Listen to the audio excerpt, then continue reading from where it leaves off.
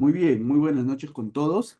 Vamos a dar inicio a esta segunda sesión del curso de auditoría de seguros públicos y privados. Primero, bueno, dispensando, no voy a poder prender la cámara por una cuestión de conectividad. Si prendo la cámara me quedo sin red y la idea es que la sesión pueda ser continua, ¿no? Que no estemos cortando la sesión. La semana, hace 2 semanas, que nos reunimos, hablábamos un poco de los seguros públicos, ¿no? Estábamos hablando de los seguros públicos, de cómo la dinámica del seguro tiene o cómo se afronta esta dinámica tan interesante en el sistema de salud, porque si bien los seguros no son propiamente, ¿no? Los que prestan el servicio, pero tienen un rol muy trascendental en el sistema de salud, porque son los responsables de poder desarrollar el financiamiento de las prestaciones. Entonces, cuando nosotros hablamos de seguros, estamos hablando de la capacidad financiadora que tiene un seguro o que puede tener el sistema de salud. Y aquí nosotros nos vamos a los conceptos ya tradicionales, ¿no? De la economía sanitaria, los conceptos del financiamiento sanitario, el financiamiento en salud, que son conceptos que todo auditor debe conocer, ¿no? Por ejemplo, cuando hablamos de la economía de la salud, nosotros debemos entender, sobre todo en el campo del financiamiento, que la economía es una ciencia que estudia los recursos escasos. Y en este caso, el recurso escaso que tenemos que estudiar es el recurso, ¿no? O lo que nosotros estudiamos o revisamos son los recursos que se requieren para poder mantener la salud de un usuario. Por ejemplo, ¿no? A ver, y cuando a veces muchos confundimos que la economía solamente estudia el dinero. Está bien, es parte de. ¿Por qué? Porque la capacidad financiadora o los aspectos financieros es también un recurso escaso. O sea, el dinero es un recurso escaso. A nadie, creo yo, le sobra el dinero, ni al que tenga la mayor cantidad de dinero en el mundo. ¿Por qué? Porque nosotros o porque las personas trabajan por ese recurso, ¿no? Tienen unas acciones determinadas por ese recurso, que es el dinero. Entonces, se convierte en un recurso escaso porque no todos tienen dinero. Entonces, cuando hablamos que la economía estudia los recursos escasos, estamos hablando, en este caso, de la parte financiera, cómo estudia un recurso como el dinero, que es un recurso que no todos tienen. Lo mismo sucede en el sector salud. Cuando hablamos de la economía de la salud, estamos hablando de un recurso que no todos poseen, con el cual no todos cuentan, ¿no? Y que se evidencia, sobre todo, en las zonas rurales o en las zonas más alejadas del Perú, donde no todos cuentan con los mismos materiales con los que puede contar de repente las zonas metropolitanas, las zonas urbanas o las grandes capitales, ¿no? Por ejemplo, contar con un resonador magnético, tener un ecógrafo de última generación, una máquina de rayos X con inteligencia artificial, medicamentos, ¿no? de gran espectro. O sea, son situaciones que probablemente en las zonas urbanas sí las identifiquemos o que sí las encontremos, pero en las zonas rurales no. Entonces ahí vemos el recurso escaso. Ahí vemos que no hay, ¿no? En todas las localidades no cuentan con los mismos recursos para el sistema de salud. Y también que la salud es un mercado muy oportuno. Depende de lo que tú le ofertes para poder ver la demanda que puede existir. Esto lo entendió los seguros privados. Esto lo entendió los seguros privados. ¿Por qué? Porque en el año 97, cuando el presidente de esa época, que era el presidente Fujimori, o fomenta la creación de las famosas EPS, las entidades prestadoras de salud, nacen con la intención de complementar a esa salud. ¿Por qué? Porque las clínicas, la parte prestacional del sector privado, las clínicas lo que miraban era a las personas de altos recursos que sí podían pagar, por ejemplo, en una consulta de 400 soles, una operación de, no sé, de 3.000, 4.000, 10.000, 20.000 soles, algo que no podía considerar el mercado, ¿no? De la clase media o la clase baja.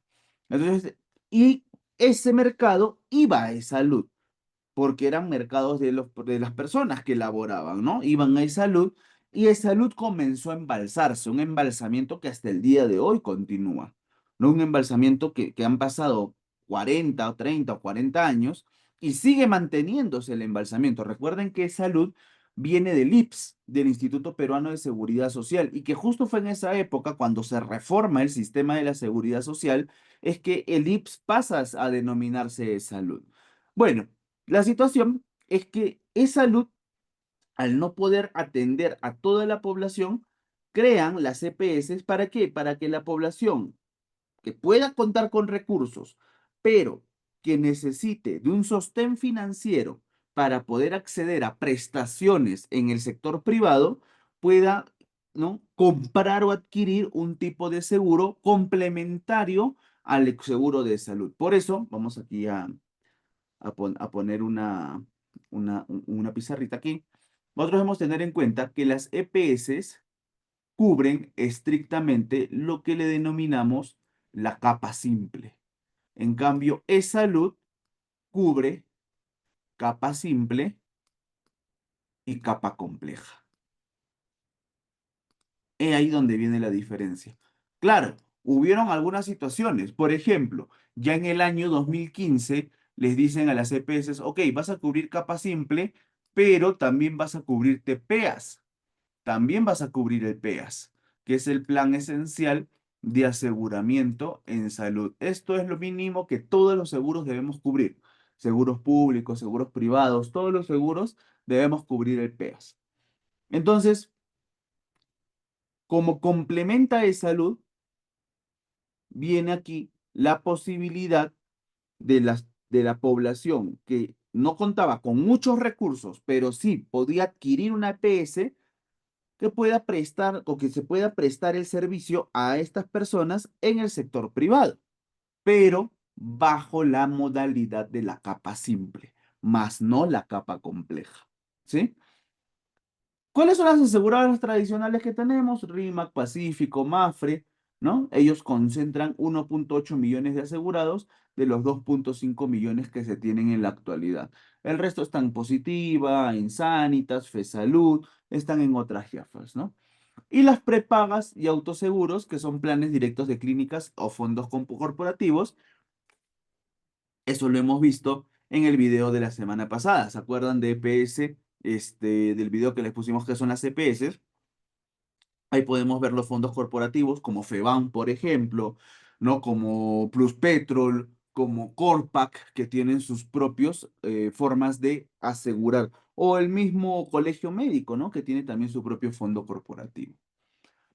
Ahora, ¿cuál es el marco legal de los seguros privados? La ley 26790, que fue aprobada en el 97, moderniza la seguridad social y es la base normativa para las EPS. Pero también aquí viene un punto, ¿no? La regulación, las regulaciones contractuales entre aseguradoras y asegurados. Y ahí viene un punto interesante. Voy a dejar de compartir aquí unos minutitos nada más para mostrarles un Excel. Ahí viene un punto interesante. Denme un segundito, vamos a abrir aquí. Sanitas. Abrimos planes de salud y abrimos integrales. Vamos a ver si este es. No, este no es. A ver, vamos a ir a otro. Este me parece que es, a ver. Sí, este de aquí es. Vamos a abrirlo, ¿sí? Voy a compartir pantalla con ustedes. Vamos a compartir la pantalla. Y este es un plan, por ejemplo, ya de hace algunos años, de una YAFAS privada. Ahora, esta es la regulación contractual y estos son algunos aspectos que algunas personas no leen y que es importante nosotros auditores también la tengamos clara. ¿Por qué? Suena un poquito complejo, pero el auditor de seguros, su función es, primero, calidad. Que a mis asegurados, sea del CIS, sea de Sanitas, sea de Positiva, sea de, no sé, de salud, que a cualquiera de mis asegurados lo atiendan bien. Ese es mi principal objetivo como auditor, la calidad. Y el segundo punto es la sostenibilidad financiera. Entonces, los auditores de seguros tienen esa misión tan interesante, generar sostenibilidad financiera. En el caso de los seguros privados, lo que se busca es una denominación muy común en el seguro privado, son los famosos recuperos. ¿Y qué eran los recuperos? Por ejemplo, si la clínica me facturó 100 soles, ¿sí? Si la clínica me facturó 100 soles en el procedimiento A, el procedimiento B y el procedimiento C, lo que yo tengo que hacer como auditor de seguros es A, ver A1, ¿no? O sea, todo el subprocedimiento o las actividades que han regulado ese procedimiento, ¿no? A2, ¿no? Igual pasa con B, ¿no? A3, así, igualito con todos. Entonces yo acá puedo evidenciar que probablemente en la actividad A1, que era la actividad más fuerte, en la actividad 1, que era de 30 soles, supongamos eso, 30 soles, no era pertinente. Acá no había pertinencia, no pertinencia. De las demás actividades no tengo ningún problema. Todos están ok. A2 está bien, A3 está bien, B está bien, C está bien. Pero aquí es donde yo tengo el problema con estos 30 soles. Entonces, aquí entra el proceso de negociación que hace el auditor, ¿no? Los auditores, aquí entramos a negociar. Ok, a ver, uy, no sé qué me pasó acá, ahora sí. Ok, la clínica, la clínica me dice que esos 30 soles para ellos está ok, pero yo, la clínica dice check, pero yo digo no. Vamos a poner aquí la IAFAS. La IAFAS dice estos 30 es no, no proceden. Entonces entra el proceso de negociación y esto me pasó en algún momento con una clínica. Recuerden que en la teoría de seguros, que ese es uno de los puntos que nosotros tenemos que tener en cuenta, ¿no? La teoría de seguros. En la teoría de seguros, nosotros vemos tres aspectos. Primero, el agente. ¿Quién es el agente? ¿No? ¿En qué consiste el agente? El agente y el receptor de esta prestación, ¿no? Entonces, en la teoría de seguros, nosotros tenemos que evidenciar que el principal es el usuario y el agente de este principal somos o se convierten prácticamente las aseguradoras. Entonces, bajo esa dinámica que nosotros tenemos que evidenciar, bajo esa dinámica que nosotros tenemos que demostrar, nosotros como principal tenemos que tener sostenibilidad financiera. ¿Y cómo obtenemos la sostenibilidad financiera? Primero, no es que el seguro siempre vea, todo quiere descontar. No, el seguro lo que tiene que ver es el procedimiento que él ha realizado, ¿es pertinente o no? Y esto me pasó en algún momento. Cuando estábamos en la época de pandemia con una clínica, la clínica le administró paracetamol de 1 gramo a un paciente, pero dentro del petitorio de medicamentos que nosotros teníamos, no incluía el paracetamol de 1 gramo, no estaba incluido.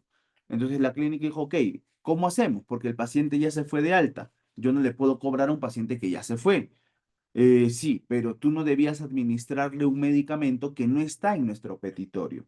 El medicamento era por 100 soles y le habían administrado 8 veces, porque el paciente estuvo hospitalizado 15 días, pero 8 días le administraron paracetamol. Estamos hablando de una facturación de 800 soles, solo por un medicamento, aparte de otros factores más, porque de una factura de casi 270.000 soles, estábamos viendo el tema de ajustes de casi 70.000, 80.000 soles aproximadamente. Y uno de los puntos era el medicamento.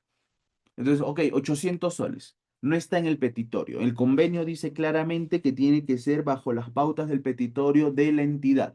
Y el paracetamol de 1 gramo no está. Ok, pero ¿qué nos decía la clínica? Funcionó. O sea, el medicamento ayudó a tu usuario. ¿Qué sucedería si yo no le hubiese administrado ese medicamento? Probablemente el proceso de recuperación hubiese sido más largo, tu facturación hubiese sido más alta y hoy no estuviéramos hablando de 800 soles o bueno, o de 270.000 soles, sino de 400.000 o 500.000. Entonces, ahí viene, como les decía, ese proceso de negociación. Ok, para mí no es pertinente porque no estaba en el petitorio a nivel administrativo, pero a nivel clínico, si tienes la razón, ayudó a mi usuario. Entonces, ¿qué hacemos? Trabajémosle al 50%, porque tú administraste algo que no deberías haber administrado, pero eso que administraste sí le sirvió a mi asegurado. Y es ahí donde viene la negociación y dijimos, ok, regresemos a este caso de los 30 soles. Para llegar al punto medio, solo vamos a considerar 15 soles. Entonces, la factura, regresando a este caso, la factura que era de 100 dejó de ser 100, ya no va a ser 100 y ahora va a ser de 85. ¿Por qué? Porque llegamos a un punto medio con un procedimiento que administrativamente no era pertinente, pero que a nivel clínico sí lo hubiese podido ser. Acá vamos a poner el puntito para que no se equivoquen, ¿no? Y se generó un recupero, este es el recupero de 15 soles. Así trabajan los seguros privados con las clínicas. Así viene la negociación de los auditores. Y acá ya no hablamos estrictamente ahora de auditores médicos, ¿no? Hace de repente 11 años, 12, 13 años atrás, solamente se trabajaban con auditores médicos. Ya no. Ahora las clínicas o las YAFAs privadas trabajan mucho con auditores en salud. Eso quiere decir que en general ya estamos trabajando con auditores, no solamente auditores médicos, sino auditores en salud. Eso es algo muy interesante a tener en cuenta, ¿no? Auditores en salud. Pero acá es donde iba. ¿Por qué les mostraba este Excel? Porque las personas en general no leen. No leen cuáles son sus planes, ¿no? No leen en qué consisten sus clínicas, no leen los adicionales, que tienen otros costos, ¿no? Adicional uno, adicional 2, ¿no? Acá hay para hijos de mayores de 18. Y acá vienen otros puntos, ¿no? La red de IPRES. ¿Cuáles son mi red de IPRES? ¿Cuáles son las clínicas con las que yo trabajo? ¿No? ¿Cuáles son los beneficios de Sanitas Plus, por ejemplo, en esta situación? ¿Cómo se trabaja el programa de pacientes crónicos?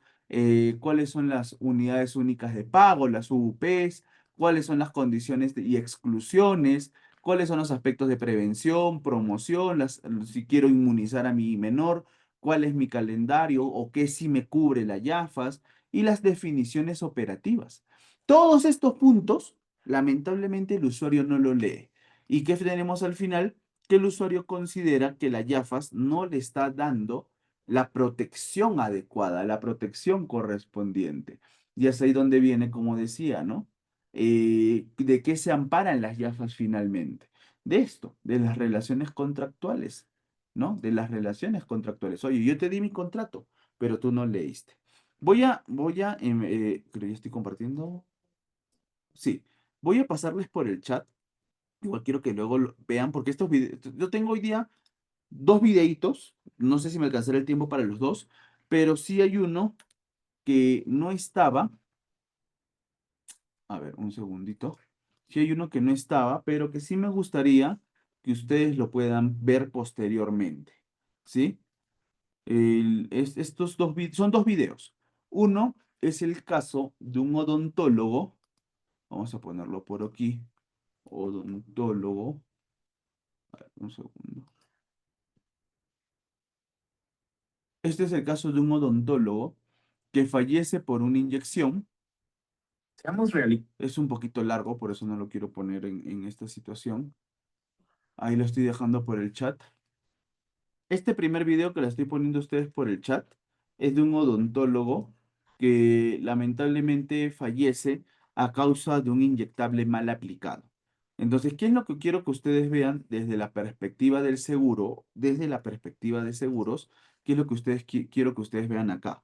En primera instancia, eh, la defensa que hace el auditor, la defensa que hace el auditor frente a su IPRES, ¿no?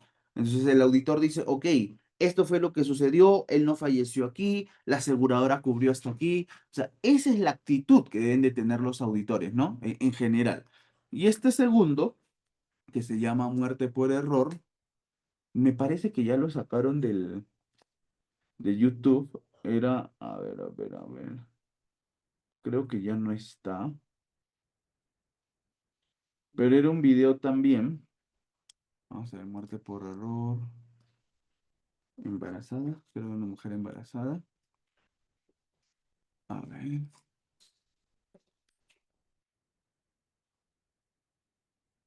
Muerte. Acá, vamos a ver este de aquí. No, ya no está en el YouTube. Era un video un poquito antiguo. Pero este segundo video me hubiese gustado que esté todavía, pero ya no está en el YouTube. En este segundo video, por ejemplo, que sucedió en una clínica local, lo que se puede evidenciar propiamente es cómo la persona recibe una atención, pero también al no leer las condiciones contractuales de su seguro, al no leer las condiciones contractuales de su seguro, asume beneficios que no le correspondían. Por ejemplo, una segunda opinión internacional. A pesar de que decían, no, pero nosotros queremos llevar la muestra, la biopsia a Estados Unidos, al John Hopkins, el seguro dijo, ok, pueden hacerlo, pero ustedes pueden hacerlo, nosotros ya no. Y no, pero ustedes son nuestros seguros, sí, pero nosotros no podemos hacerlo. Nosotros ya no está dentro de las condiciones contractuales. Por eso es importante ver las condiciones con las que un asegurado firma con una aseguradora. Y ese es el punto, ¿no? Donde se van a desarrollar esa buena relación entre comprador y consumidor, porque bueno, entre consumidor y ofertante, mejor dicho, porque finalmente ese es el mercado, ¿no? Ese es el mercado como tal. Luego tenemos las normativas de la SBS, ¿no? Control financiero y solvencia de compañías aseguradoras. Hoy por hoy, si yo quiero abrir un seguro, un seguro privado, debo tener un fondo de contingencia de por lo menos 30.000 soles. Es poco, dirán algunos. Sí, pero este es un fondo de contingencia. Este es un fondo que no debe tocarse. ¿Sí? Este es un fondo que por más que tú tengas necesidad, no, ese fondo no debe tocarse. Y la tasa de crecimiento de tu fondo de contingencia tiene que ser por lo menos del 15% anual. O sea, cada año yo tengo que aumentar un 15% por lo menos mi fondo de contingencia. ¿Ya? Y así puedo ir teniendo un capital que no voy a tocar, que no se va a tocar, es un capital que se va a mantener ahí, pero que va a servir. ¿Para qué? Para que las IPRES tengan la seguridad al momento que le presten servicio a mi asegurado. Y luego tenemos el reglamento de su salud que cubre para tanto sector público como sector privado. Ahora, acá vienen las EPS, ¿no? ¿Qué es lo que tienen las EPS? Las EPS cubren, ¿no? O tienen una cobertura adicional al régimen contributivo para salud, pero en este caso con las clínicas privadas. Se tiene el crédito del 2.25% para gestionar planes básicos y hay una supervisión dual, porque en esta supervisión trabaja tanto la SBS como su salud. Esto lo del crédito es importante tenerlo en cuenta. ¿Por qué? Porque depende mucho del costo de la EPS más la remuneración que recibe el empleado. Regularmente las EPS están o se trabajan principalmente con personas que están en el régimen laboral formal, ¿no? Con personas que están en planilla. Entonces, una persona cuando está en planilla, todos los que estamos en planilla en general, nosotros, bueno, no nosotros, sino nuestros empleadores, generan la aportación del 9%. Pero si yo decido, o mi empresa o mi entidad tiene un seguro, ¿no? En este caso cuenta con una EPS, y yo decido afiliarme a ese EPS, a E-Salud solamente iría el 6.75%, ¿sí? El 6.75%, esto iría para E-Salud, y el 2.25% iría para la Yafas privada. Esto iría para la Yafas privada. Pero ojo, ¿qué? Ricardo, ese es mi descuento. No. Recuerden que salud no es un descuento, es un aporte patronal. ¿En qué conviene el crédito del 2.25%? Que entre mayor salario tenga el trabajador, mayor crédito y hasta su EPS puede terminar siendo gratuita. Supongamos, ¿no? Una EPS cuesta, vamos a ponerlo por aquí, una EPS, voy a borrar esto de aquí mejor. Una EPS cuesta, vamos a borrar nuestros dibujitos, 500 soles. Vamos a ponerle ese precio, 500 soles mensuales. ¿Sí? Vamos a ver, 500 soles mensuales. Entonces vamos a trabajarlo por aquí. La EPS, el valor de la EPS es de 500 soles mensuales, ¿ok? 500 soles. Suponiendo que mi sueldo es de, a ver, 5.000 soles. Vamos a suponer que mi sueldo es de 5.000 soles. Si mi sueldo es de 5.000 soles, ¿a cuánto equivale el crédito? ¿A cuánto equivale el 2,25%? ¿Sí? Que es el aporte de mi empleador. Ojo, es el aporte de mi empleador. Vamos a sacar aquí la cuenta, calculadorcita. 5.000 menos el 2,25%. Estamos hablando de, a ver, un segundo. Estamos hablando de 112,5. Entonces, el 2,25% de un sueldo de 5.000 soles es 112,5. Entonces, este crédito le resto a esto. Entonces, los 500 se le resta 112,5. ¿Cuánto saldría o cuánto debería pagar yo de mi EPS? Sería 500 menos 112,5, 387,50. Punto 50. Esto en el caso si mi sueldo sea de 5.000 soles. Pero si yo tengo un sueldo, vamos a poner un caso. Vamos a borrar estos dibujos que ya hemos hecho. Si yo tengo un sueldo ya no de 5.000 soles, vamos a suponer que mi sueldo es de 15.000 soles. ¿Sí? Vamos a suponer que mi sueldo ahora es de 15.000 soles. Entonces, de esos 15.000 soles, yo quiero obtener el 2,25% para ver cuánto es lo que debo pagar de mi EPS que tiene convenio con mi empresa o con mi entidad. Entonces, de 15.000 soles menos el 2,25%, estamos hablando de 337,50 centavos. 337,5. Ahora, ¿cuánto debería pagar yo si mi EPS cuesta 500 soles y mi sueldo es de 15.000 soles? ¿Cuánto debería pagar yo en la EPS? Le resto de 500, le resto 337, acá me falta un 3, 337,5, le resto a 500 y yo debería pagar 162 soles con 50 centavos. Entonces, entre más alto es el sueldo del trabajador, ¿no? El crédito o el aporte del empleador obviamente va a ser mayor y ese crédito va a generar que su pago de EPS sea menor, ¿no? Ahora, hay algunos, miren, porque este es el aporte del empleador, pero hay algunos que te dicen, te cubro tu EPS al 80%.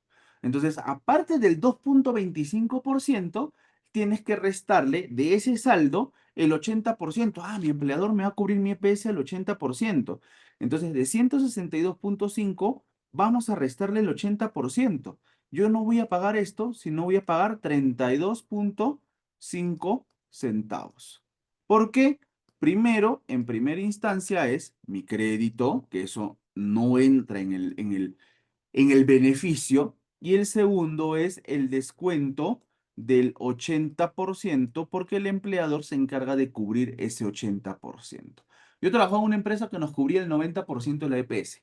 O sea, aparte del crédito, ¿no? Lo que le restaba del crédito, réstale el 90% y al final yo pagaba por la EPS de mi esposa y mi persona, pagábamos 40 soles mensuales por dos EPS, la mía y la de mi esposa, porque eran los beneficios que tenía esta organización. Así se trabaja con las EPS. Ahora, ¿esto lo tengo que ver yo como auditor? También es bueno saberlo, también es bueno conocerlo, porque en algún momento, si nosotros como auditores, ¿no? De repente entramos a trabajar a alguna entidad en las áreas de seguridad, de salud, de bienestar personal, porque también ahora tenemos profesionales de la salud en el área de bienestar personal, este es un trabajo que nos corresponde a nosotros. nos corresponde visualizar este tipo de acción, ¿sí? Ahora, ¿qué nos ofrecen las aseguradoras tradicionales? Las aseguradoras tradicionales nos ofrecen, ¿no? Primero, diferentes miradas, ¿no? Nos ofrecen diferentes productos, como esos son los seguros de salud propiamente, las pólizas oncológicas, como es un cosalud, ¿no? Las coberturas para enfermedades graves, pero no para las raras y huérfanas, ojo ahí, y el SSTR y seguro de accidentes. Eso es lo que ofrecen las aseguradoras tradicionales. O sea, ¿cuáles son las características de estas aseguradoras tradicionales que operan bajo la ley de contrato de seguros, tienen mayor libertad en el diseño de sus productos, pero y tienen una supervisión, ¿no? O un enfoque supervisor por parte de la Superintendencia de Bancas y Seguros? Su red de atención, clínicas afiliadas de primer nivel, ¿no? Centros propios para atenciones básicas y convenios con especialistas.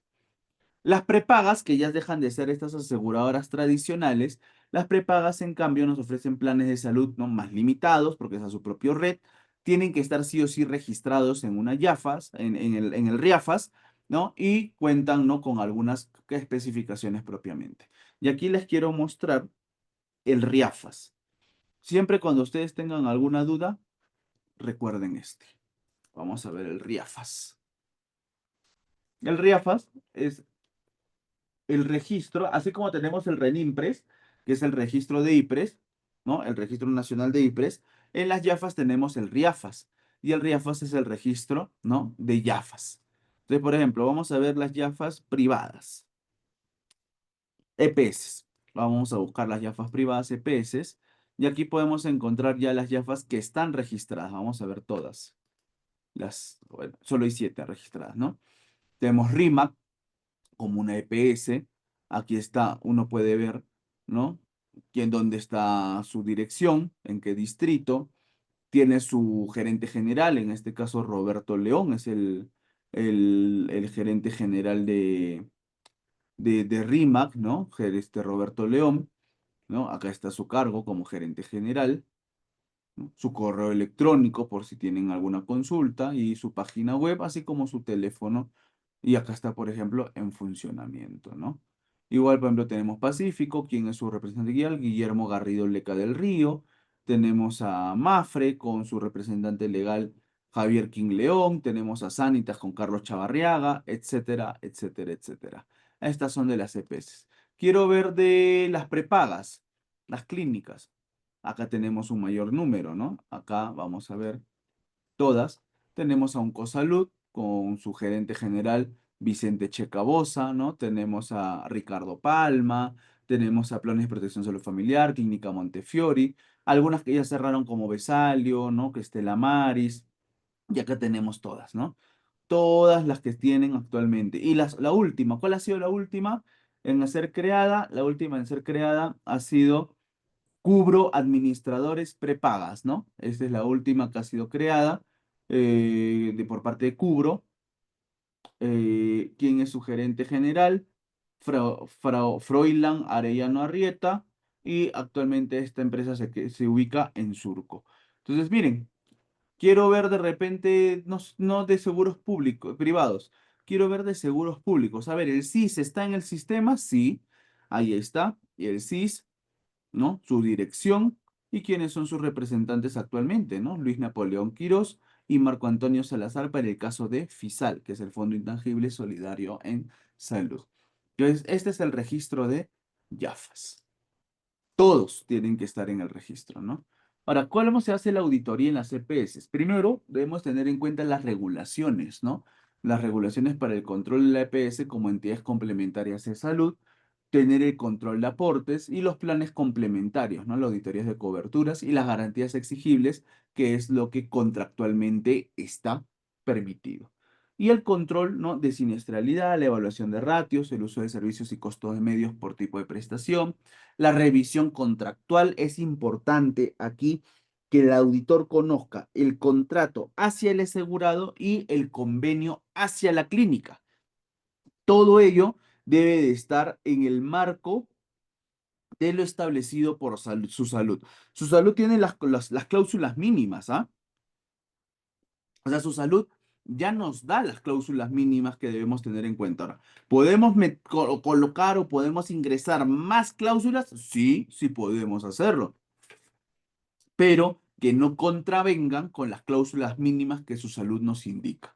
Y la gestión de las reservas técnicas para obligaciones futuras, ¿no? Una reserva técnica, ya les he dicho, lo debe iniciar con 30.000 soles bajo la perspectiva de crecimiento del 15% anual. Esas son las reservas técnicas. Y acá tenemos el proceso de auditoría, ¿no? Una auditoría prospectiva que es una utilización previa de procedimientos para ver, ¿no? Qué es lo que hace, por ejemplo, si le vamos a operar o se va a operar un paciente con un bypass coronario, ver efectivamente que la clínica cuente con los insumos para ese bypass coronario. Una concurrente es cuando el paciente ya está hospitalizado, ¿no? Durante la hospitalización para ver la evolución clínica. Y la retrospectiva, que es cuando ya la atención fue brindada. Regularmente, el 80% de las auditorías en seguros públicos y privados son retrospectivas, el 80%. Un 15% son concurrentes, sobre todo en el sector privado, ¿sí? Y solo un 5% son prospectivas, sobre todo en el sector público. Entonces, esos son los tipos de auditorías que nosotros manejamos que se tienen a nivel de seguros. Para mí, como Ricardo Delgado, ¿cuál para mí es la más importante? La concurrente. ¿Por qué? Porque me permite ver pertinencia durante el proceso de hospitalización y para poder evitar complicaciones que afecten o mermen la atención de mi asegurado y por lo tanto la calidad de la prestación pueda disminuir. Esto regularmente lo hacen los seguros privados. Esto es de los seguros privados, vamos a ponerle aquí, PRIF, de los privados. Esto es tanto de públicos como privados, los dos desarrollan esta labor, públicos y privados. Y en el caso de la prospectiva, lo hace estrictamente los seguros públicos, ¿sí? Los seguros públicos. Esto de aquí, ya el SIS va a comenzar a hacerlo. Esto va a ser una nueva estrategia para el SIS. A partir de septiembre, octubre, me parece, ya comienzan las auditorías concurrentes y eso va a ser un golazo por parte de nuestros médicos auditores, porque este es un proceso propiamente de auditoría médica, ¿no? Acá viene ya la auditoría en salud, ¿no? La calidad del registro. Esta es una auditoría de salud para ver, ¿no? La historia clínica, la completud, la legibilidad, la calidad de los registros, la codificación diagnóstica, ¿no? El uso correcto del CIE-10. Ojo, si bien a nivel mundial ya se utiliza el CIE-11, pero nuestro sistema todavía trabaja bajo el marco del CIE-10. Todavía nosotros no estamos trabajando bajo el enfoque del CIE-11. Luego ver el impacto financiero, análisis de efectos en facturación y cobertura de servicios, y que tengan una documentación completa, ¿no? Revisión de sustentos, exámenes y evolución clínica. Ahora, ¿cuáles son las relaciones de las YAFAs con las IPRES en este proceso de auditoría? ¿No? La interacción entre las aseguradoras y los prestadores es crítica en el proceso de auditoría porque es un proceso muy duro, es un proceso de negociación muy complejo, ¿no? Pero, ¿qué define qué es lo que se va a desarrollar en la auditoría? El modelo de contratación. Esto influye. ¿Cuál ha sido el contrato desarrollado, convenido entre la IPRES y la YAFAS para poder atender asegurados de esas YAFAS? Ese es el punto, ese es el eje, ¿sí? Yo me acuerdo cuando trabajaba en Saludpol, algunas IPRES decían, Saludpol se demora más de 100 días en pagar. Pero ¿cuál era el problema? No habían revisado su contrato. En el contrato que tenían con las clínicas decía que Saludpol podía pagar hasta en 150 días. Entonces, ese es el primer punto dentro del modelo de contratación. ¿Qué has negociado? ¿Cómo ha sido la negociación?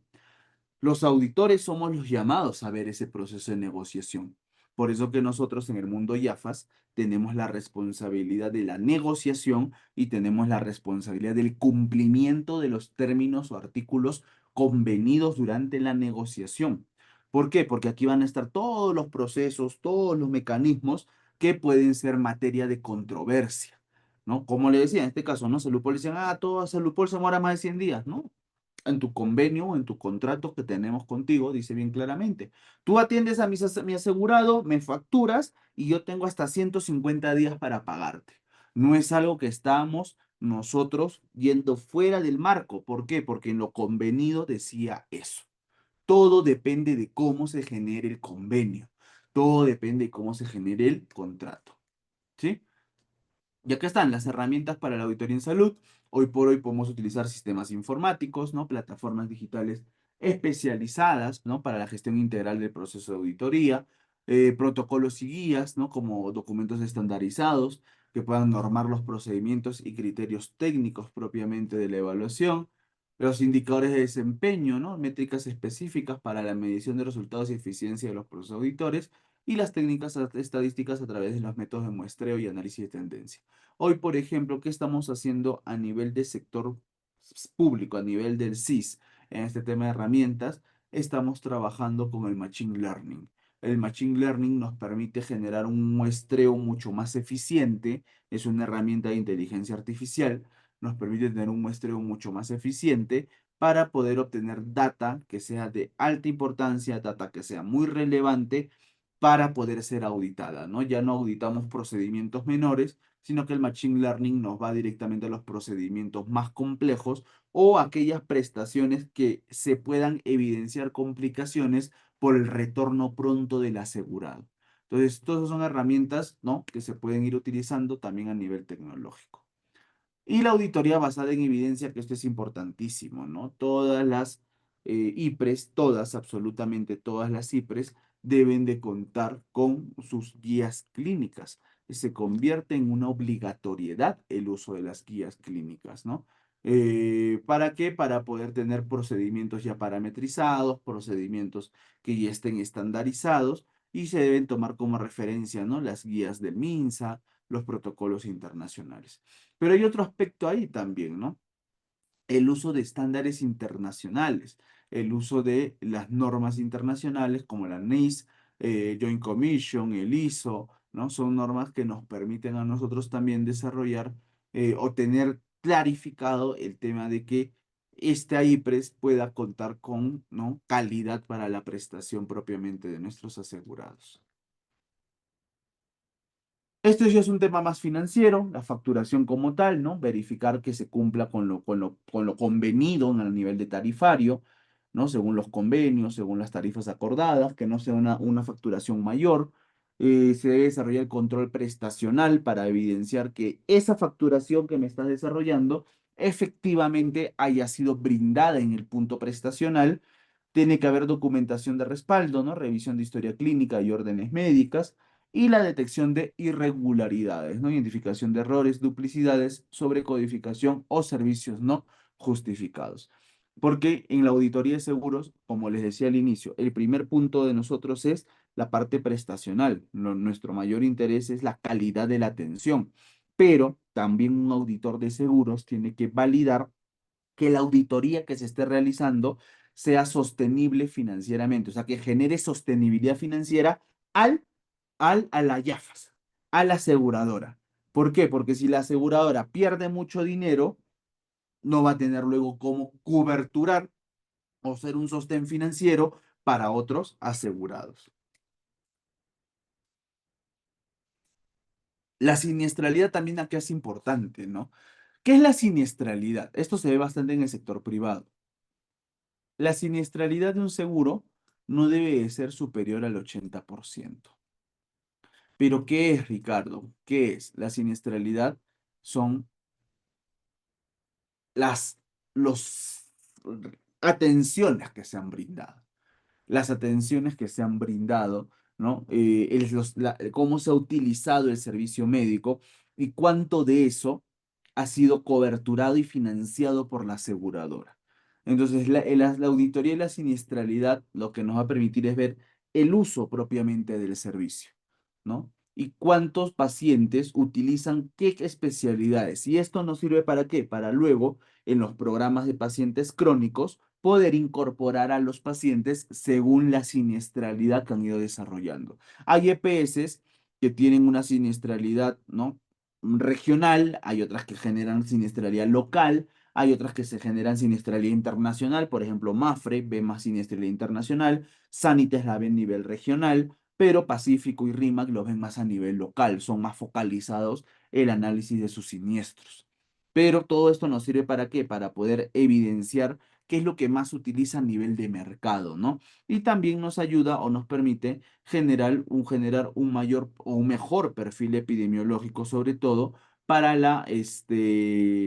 para la correcta prestación y cobertura, ¿no? Esto también para poder fortalecer la cartera de nuestros asegurados. Si yo veo, por ejemplo, que en Lima o en Trujillo o no sé, en Huancavelica, tengo una mayor necesidad de oftalmólogos, voy a crear planes, ¿no? O voy a generar convenios con clínicas oftalmológicas que tengan un mayor precio, ¿no? Un mejor precio para mí, ¿no? Un mejor precio para poder disminuir mi costo, ¿no? Que es lo que yo no quiero. Yo no quiero que los costos aumenten para poder generarme sostenibilidad financiera.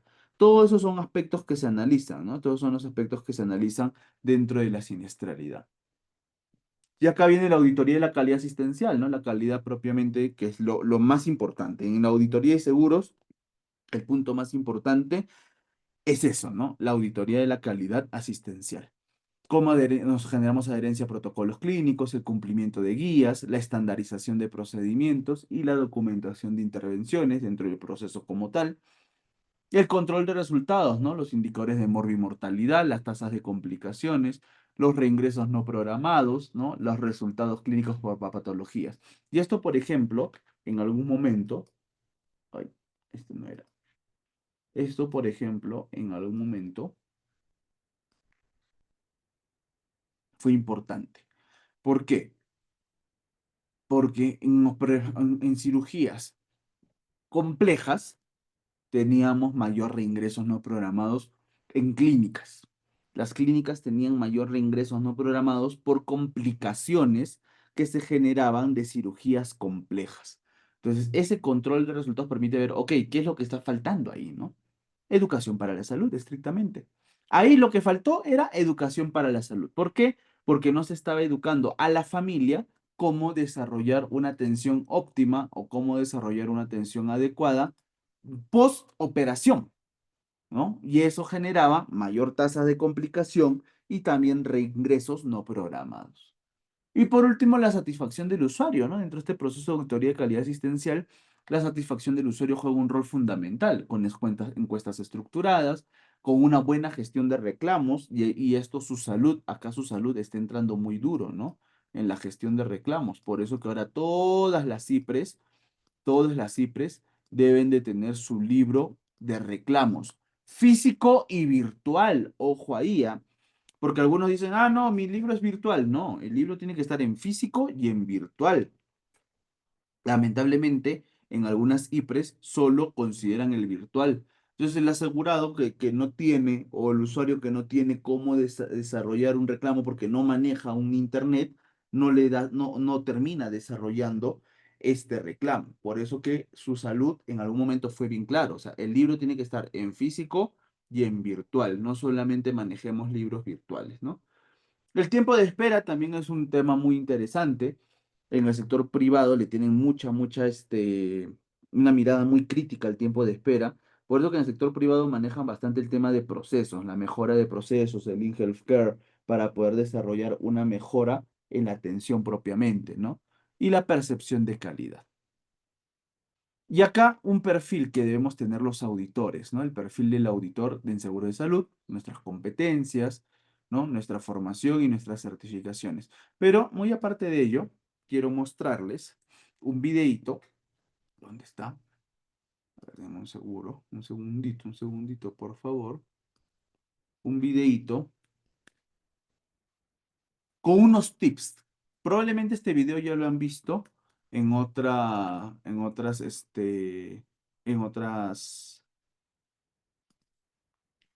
presentaciones, pero siempre es bueno hacer el recordar, ¿sí? Voy a compartir pantalla para que podamos ver este video. Son algunos tips para poder ser mejores auditores. Ah, disculpen, no lo compartí con audio. Ahora sí. Vamos a ver este video. Hola, mi nombre es Iber Bustamante y esto es Hablemos de Calidad.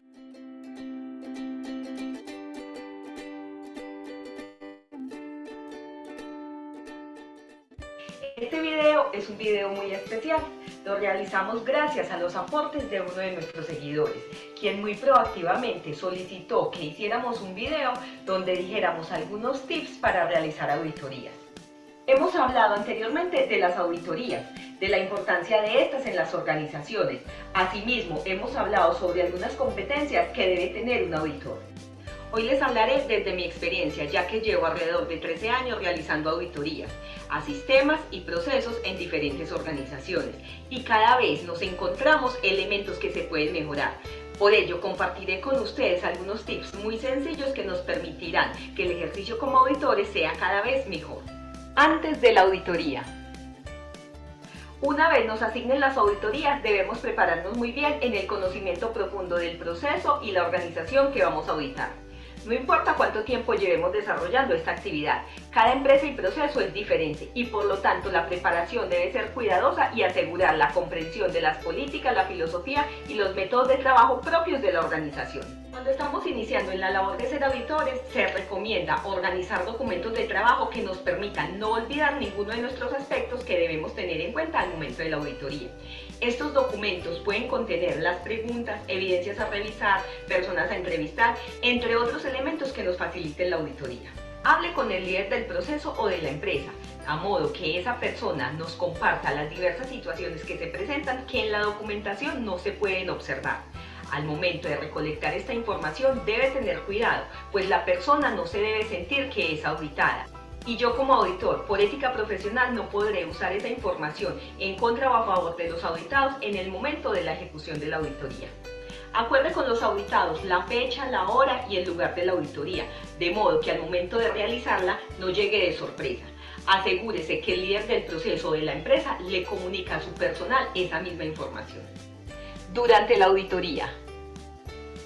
Para el día de la auditoría, asegúrese de ir vestido adecuadamente, de acuerdo al proceso y a la empresa que va a auditar, de modo que usted se sienta cómodo y seguro y no vaya en contra de las políticas organizacionales. Al momento de vestirse, tenga en cuenta también los accesorios que va a usar. Estos deben ser sutiles y que no llamen la atención. Este consejo es tanto para hombres como para mujeres. En el caso de las mujeres, tenga en cuenta que menos es más. Y en el caso de los hombres, una buena recomendación es que usen un buen reloj y un buen lapicero. Y solo si son casados, lleven su argolla de matrimonio. En las mujeres, 7 accesorios máximo es la regla que se debe seguir, contando cada arete como uno solo. El olor es importante. Aunque no lo creamos, nuestro olor puede entorpecer una auditoría. Es por ello que debemos ser cuidadosos al momento de aplicarnos perfumes, no revolver aromas y tampoco excedernos en ello. Y aunque parezca obvio, un tip básico es que siempre debemos bañarnos, lavarnos los dientes, el cabello, de modo que nuestra imagen siempre sea fresca. Cuando lleguemos a la empresa o el proceso que vamos a auditar, hagámoslo con entusiasmo y alegría. Saludemos cordialmente a las personas, sonriendo, mostrándonos tranquilos y confiados. Si el auditado nos ve así. A ver, mil disculpas, está cargando un poquito el video. Pero a ver, mientras vamos ahí, mientras va cargando el video, vamos viendo, ¿no?, estos tips tan interesantes que nos están brindando para la auditoría, la sobriedad, el conocimiento, ¿no? Sobre todo el manejo oportuno de la situación. Vamos a ver qué está pasando con el video, porque no ha cargado. Vamos a actualizarlo, dame un segundo. Vamos a actualizarlo. Hola, mi nombre es Ciber Bustamante y esto es... Y acá nos quedamos en el 3 y tanto. Vamos ahí. Ahora sí. Es el cabello, de modo que nuestra imagen siempre sea fresca. Cuando lleguemos a la empresa o el proceso que vamos a auditar, hagámoslo con entusiasmo y alegría.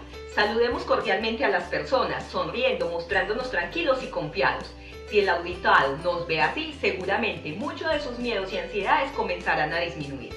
Haga la reunión de apertura con todo el personal que se va a auditar. De este modo, todos tendrán la información de primera mano. Explíqueles cómo será el método de trabajo, qué elementos se van a revisar y haga énfasis en el cumplimiento de los tiempos, tanto de su parte como auditor como de ellos como auditados.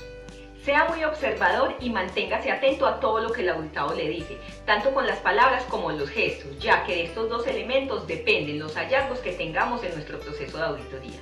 Siempre que indague sobre un tema, no acepte solo evidencia verbal. Siempre debe solicitar otro tipo de evidencia, como puede ser la documental o testimonios de otras personas que puedan validar la información recibida.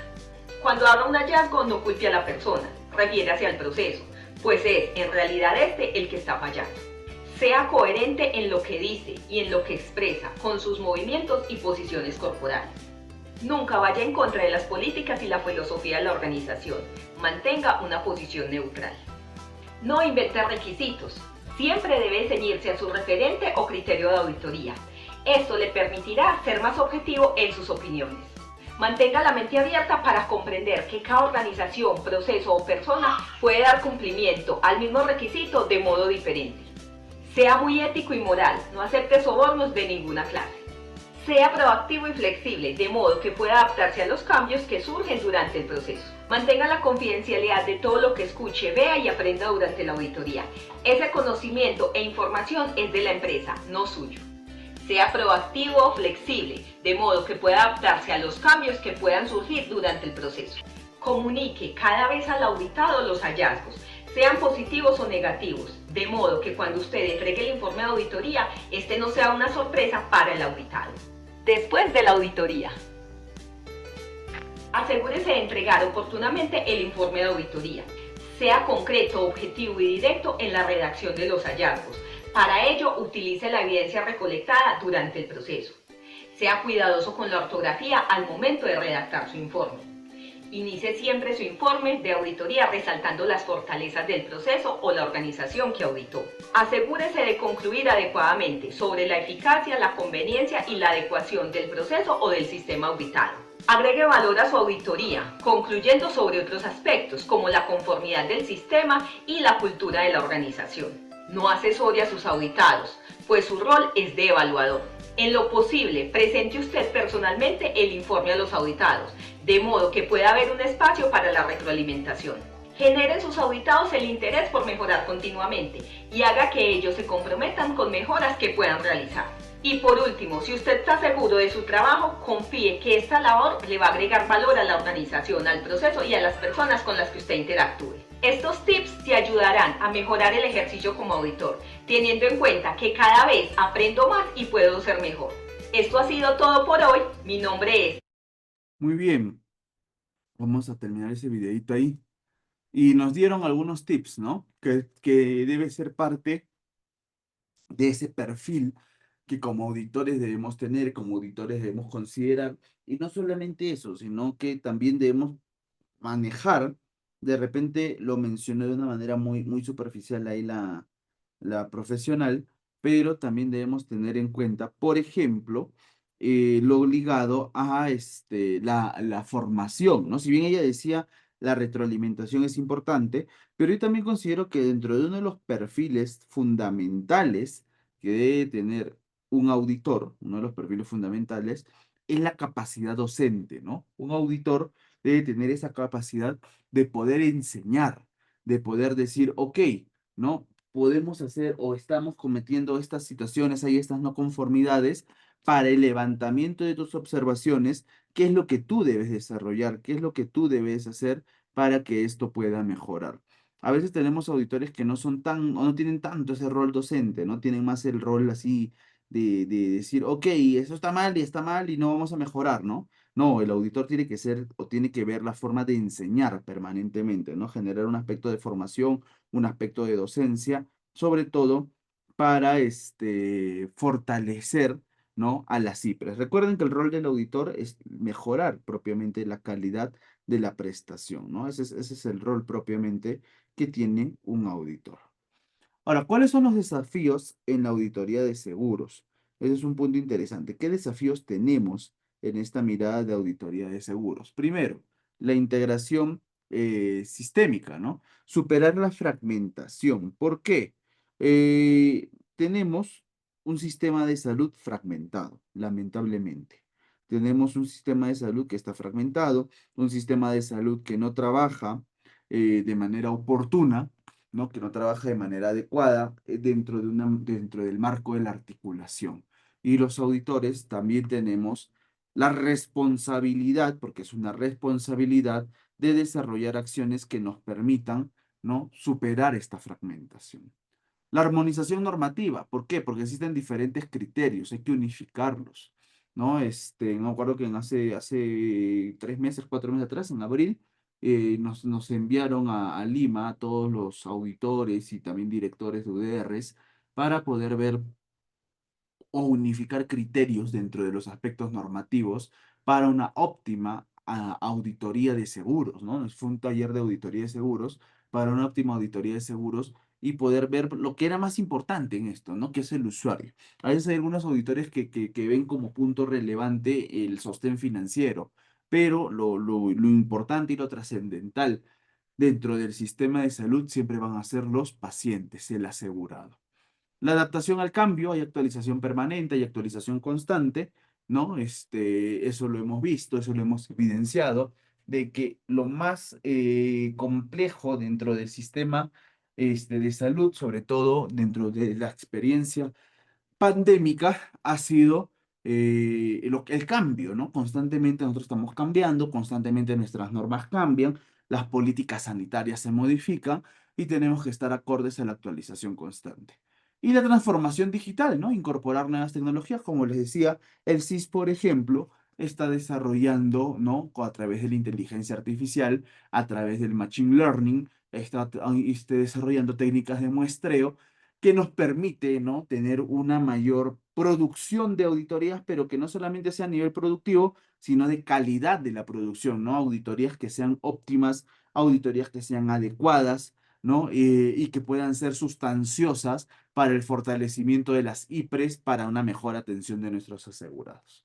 ¿No? Como dice, el auditor enfrenta un sistema fragmentado con multiplicidad de aseguradores y normas, ¿no? Debe adaptarse a cambios regulatorios frecuentes y también incorporar nuevas tecnologías y modelos de atención. Y ahí está, dentro de estas nuevas tecnologías, el uso de la inteligencia artificial es un punto importante, ¿no? Con algoritmos de aprendizaje automático para detectar patrones, anomalías y predicción de riesgos, y la famosa Big Data, ¿no? Análisis de grandes volúmenes de datos para identificar tendencias, segmentar riesgos y optimizar controles. El análisis del Big Data, ¿no? El análisis propiamente de estos sistemas, ¿no?, de información masivas son importantes para ver, oye, ¿qué más podemos hacer, ¿no? ¿Qué más podemos optimizar? Si nosotros no revisamos sistemas masivos, no nos permite tener una mirada macro de lo que necesitamos fortalecer. Un punto, por ejemplo, dentro de este análisis de sistemas masivos son las salas situacionales. El auditor, ¿no? Sobre todo si estamos en el sector público. En el sector privado, de repente no se trabaja tanto con salas situacionales, pero en el sector público sí. Si nosotros como profesionales miramos, ¿no? Propiamente las salas situacionales, podemos tener, ¿no? O podemos considerar aspectos muy importantes, ¿sí? Podemos considerar aspectos muy importantes que nos permitan fortalecer acciones en semanas epidemiológicas propiamente, ¿no? Si yo sé que dentro del rango, siempre en la semana 12 tengo más casos de neumonía, y ha sido una tendencia durante los últimos 5 años, fortalecer a través de los procesos de auditoría, ¿no? Miradas o análisis que estén dentro, ¿no?, de los servicios de neumología para evitar, ¿no?, cualquier proceso que sea posterior, ¿no? Que sea posterior y que pueda perjudicar a nuestros usuarios. El análisis de la Big Data es fundamental, ¿ah? Es importante. Como les decía, la inteligencia artificial para obtención de muestra, como nosotros utilizamos el Machine Learning, en otras YAFAs utilizan otros elementos, pero ¿por qué es importante esto? Primero, la selección inteligente, ¿no? Algoritmos que identifican automáticamente casos de alto riesgo para auditoría, estratificación por variables, no una segmentación multidimensional según diagnósticos, según costos, según patrones, ¿no? Según prestadores que se hayan desarrollado. Precisión estadística, ¿no? Un cálculo automático de tamaños muestrales con niveles óptimos de confianza y un aprendizaje continuo, ¿no? Mejora progresiva de criterios de selección basado en resultados previos. Todo esto es lo que nos permite desarrollar la inteligencia artificial para una muestra más óptima y una muestra adecuada para las auditorías propiamente, ¿no? Y acá algunos casos, ¿no? Por ejemplo, ¿qué es lo que vemos los que estamos en el sector público? Primero, la transferencia, ¿no? Auditoría es mecanismo de asignación y uso de los recursos transferidos a los gobiernos regionales. El SIS le transfiere a los gobiernos regionales. ¿Cómo se ha desarrollado esa transferencia, no? En qué se está gastando? Ahí vienen las prestaciones de alto costo. Controlar, ¿no? Por ejemplo, o las prestaciones de alto costo, mirar cómo se están ejecutando, sobre todo procedimientos que tienen alto impacto financiero, ¿no? Evaluar la eficiencia de los programas presupuestales, sobre todo los más críticos, que son los programas de enfermedades no transmisibles y el programa materno-infantil o materno-neonatal, que son fundamentales y las mejoras identificadas, ¿no? Implementación de controles concurrentes y sistemas automatizados de verificación prestacional. Por ejemplo, ¿no? Vamos a ir nuevamente al Safari, acá. Y este es un punto de auditoría de seguros, ¿no? Acá está. Nosotros hacemos seguimiento a esto. Mientras va cargando, esperemos unos minutos.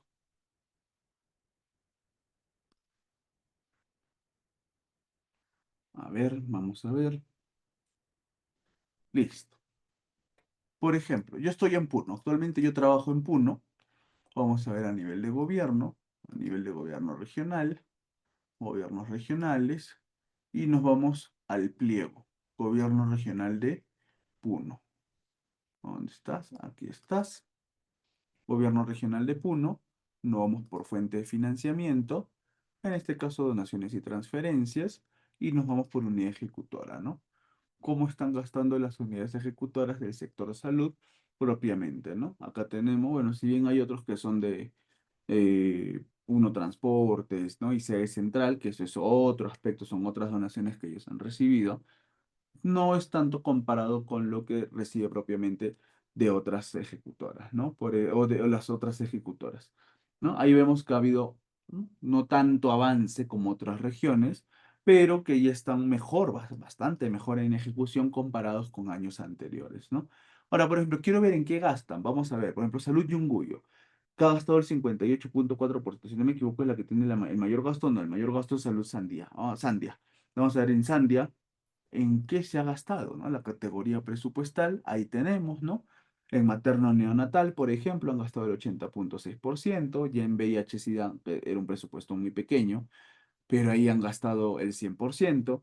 En enfermedades metaxémicas se han gastado el 99,9%, enfermedades no transmisibles el 92,3%, en reducción de la mortalidad por emergencias y urgencias médicas el 34,9%, pero esto porque son más de traslados.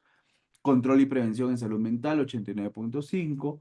Desarrollo infantil temprano, 96,1. Y APNOP, que son acciones presupuestarias que no resultan en productos, el 63,6.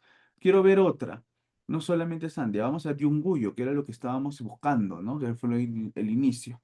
Igual, ¿no? Por ejemplo, en salud materno-neonatal no ha habido un gasto tan importante, ¿no? 63,7. Donde ellos más han gastado es en desarrollo infantil temprano y en enfermedades no transmisibles.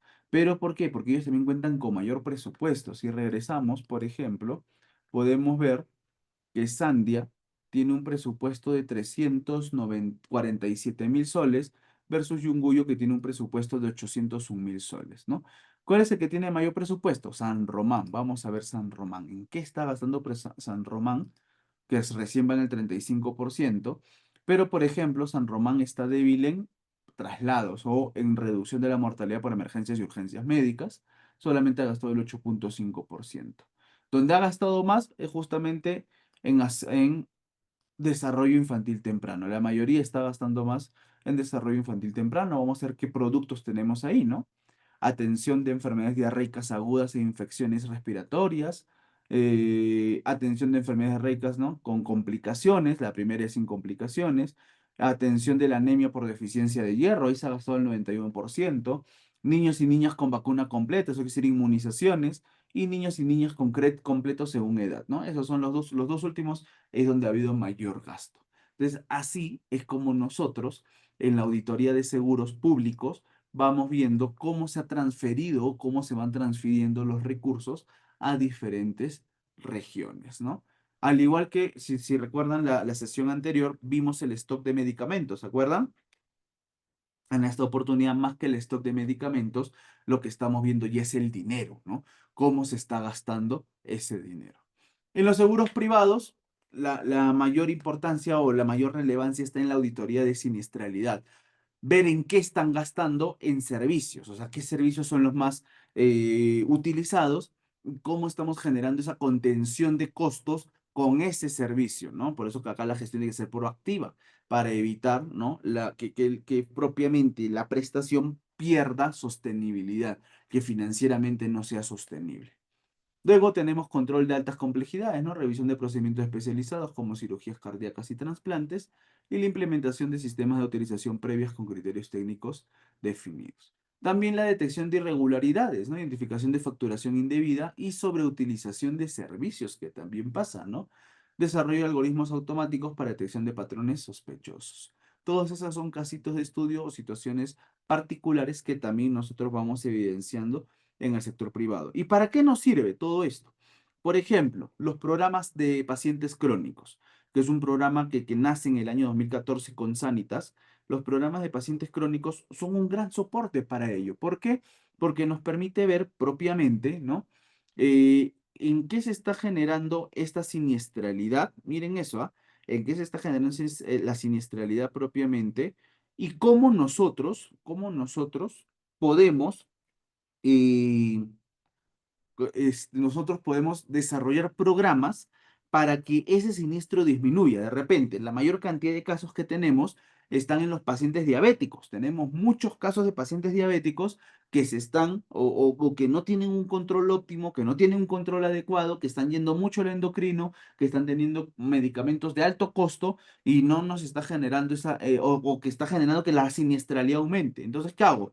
Programa de pacientes crónicos para disminuir la siniestralidad en pacientes diabéticos. El de mayor costo siempre van a ser diabéticos e hipertensos, siempre. En el seguro privados, los diabéticos y los hipertensos son los que tienen los mayor cantidad de situaciones de alto costo, sobre todo por los procedimientos que se realizan y por la frecuencia en los que ellos utilizan el servicio de salud como tal, ¿no? Y acá viene la parte ética, ¿no? La ética en la auditoría de seguros, ¿no? La importancia de la integridad profesional, de la objetividad en las evaluaciones que vamos a desarrollar. Recuerden que la ética o que la auditoría es al proceso, más no a la persona o a la clínica, sino al proceso. Ver la responsabilidad social, el respeto por la dignidad humana, que es importante, el, evitar los conflictos de interés, ¿no? Identificación preventiva, declaración transparente, ¿no? Mecanismos de abstención si yo veo que hay un interés con la entidad a la que voy a generar auditoría y controles cruzados. Por ejemplo, ¿no? Yo les cuento una experiencia. Nosotros hacemos nuestra programación de auditorías como tal y una de ellas estaba ligada, justo mañana voy a hacer una auditoría en una IPRES y en fines de agosto voy a hacer otra, pero me llama el director de la red a la cual voy a hacer auditoría y me dice, por favor, no vayan a tal IPRES. ¿Por qué?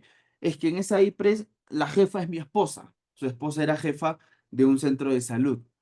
Y yo le digo, pero es que no podemos desarrollar conflictos en ese sentido.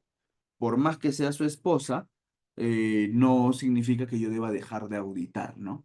Igual tenemos que ver ahora, porque ya hay una situación que no debería haberse presentado, que nosotros tomemos conocimiento que la jefa del establecimiento es la esposa del director de la red, ¿no? Si bien nosotros no trabajamos directamente para el gobierno regional, sino para el ministerio, pero pueden haber unas situaciones que puedan generar tensión dentro del proceso de auditoría, y eso es lo que debemos evitar, ¿no? Los mecanismos tensionarios como tal.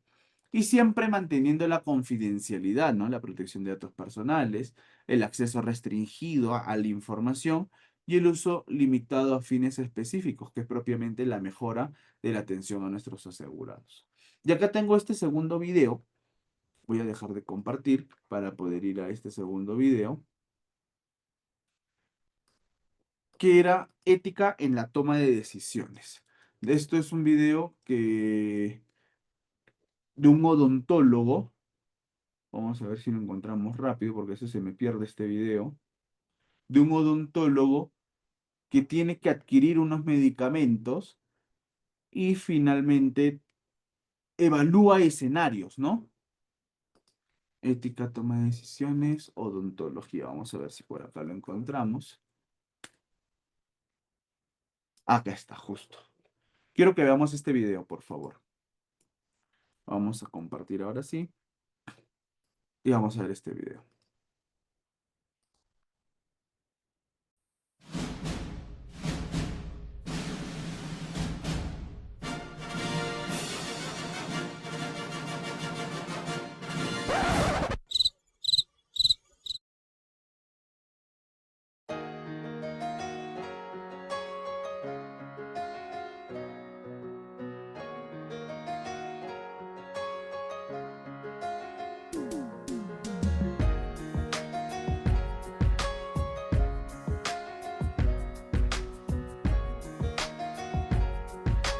This is a Cinema Beats production.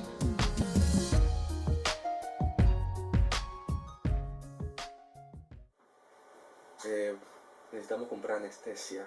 Voy a ubicar 2 proveedores. Listo.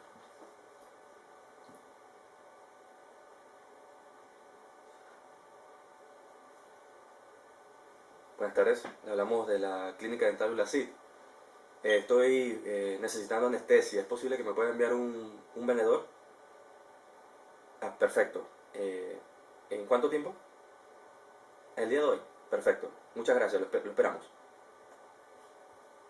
Déjame cotizar con el otro. Perfecto. Buenas tardes.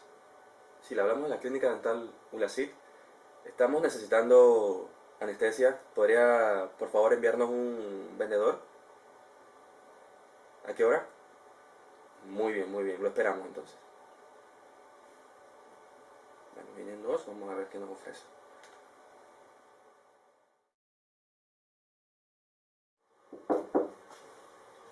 Pase. Buenas tardes, doctor Córdoba. Buenas tardes. Dan López de Fan International.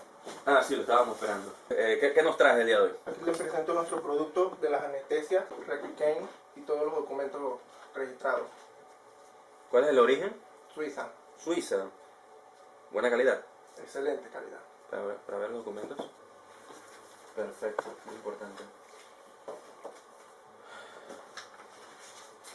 Muy bien, Fran López, ya veo que es de Suiza, los documentos lo confirman, muy buena calidad. Vienen en cajas ¿de cuánto? 50 unidades por 50 unidades por caja. ¿A qué precio? 19.50. 19.50. Okay. ¿Ofrecen descuento por volumen? No, es el precio exacto. Ok. Yo estaré necesitando aproximadamente 10 cajas por semana. ¿Tendrán disponibilidad El mínimo de plazo es 48 horas de entrega. de entrega? Ok, ok. Pero tendrán disponibilidad. Pueden Sí, en menos de abastecerme. 48 horas, correcto. Ok, perfecto. Bueno, todo se ve en orden aquí.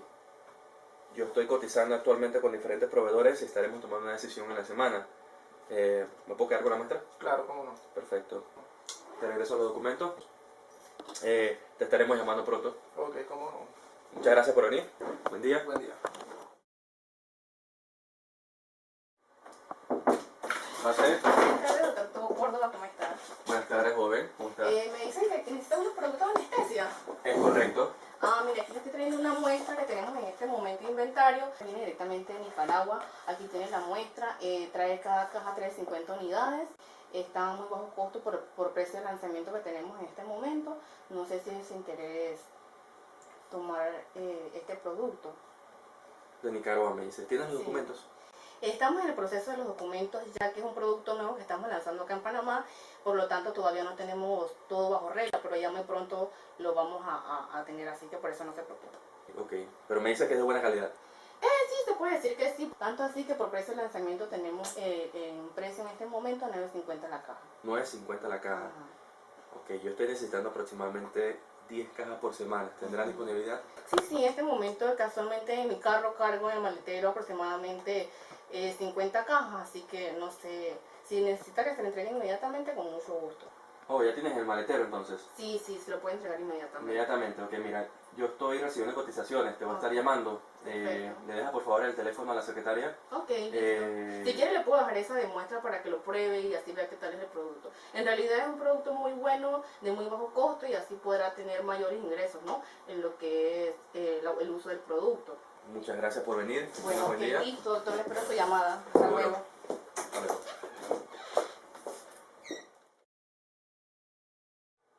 Que analicemos la situación. Estamos necesitando anestesia.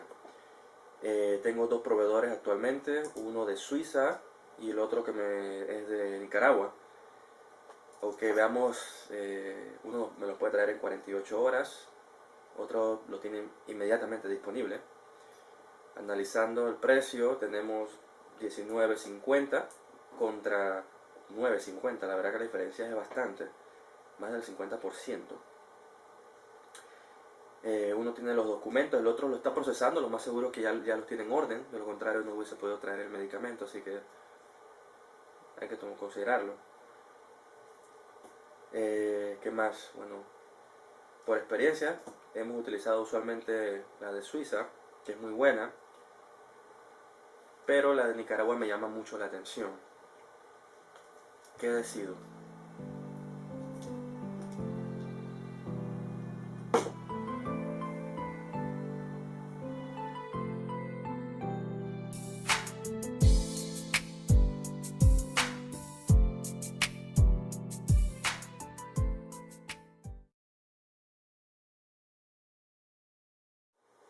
¿Qué decisión tomo?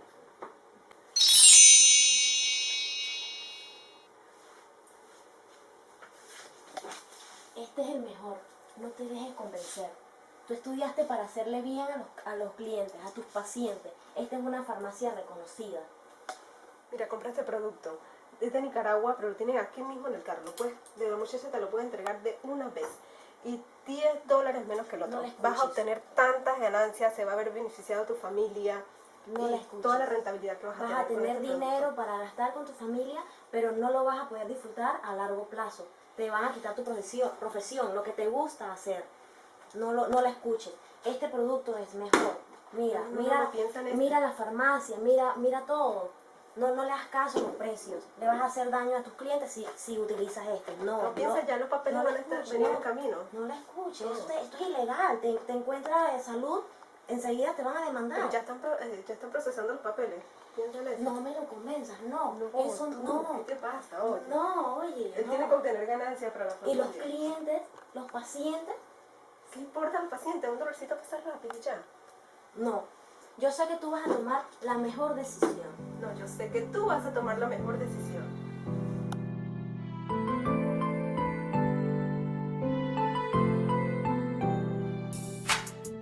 Bueno, yo en esta ocasión yo creo que vale la pena elegir la de Nicaragua. La verdad que se ve bastante confiable la muchacha, el producto lo presentan inmediatamente.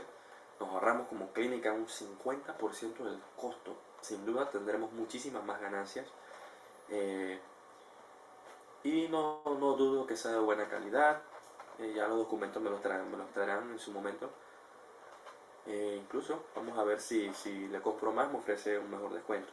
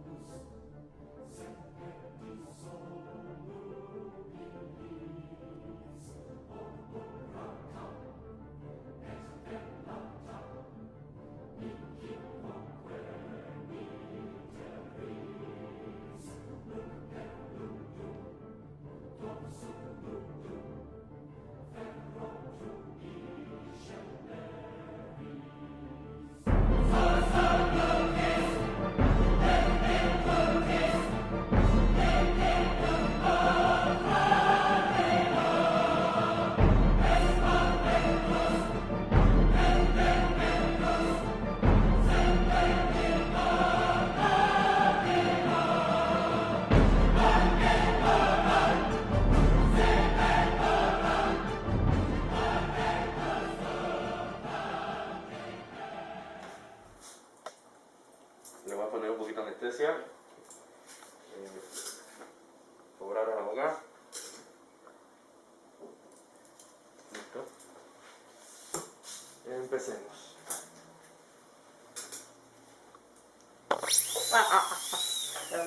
¿Le duele un poquito? Sí, sí, acá. No, sigamos, ya va a empezar a subir efecto. Seguro. Todavía. Déjeme ponerlo un poquito más. Ahora boca. Listo. Continuemos.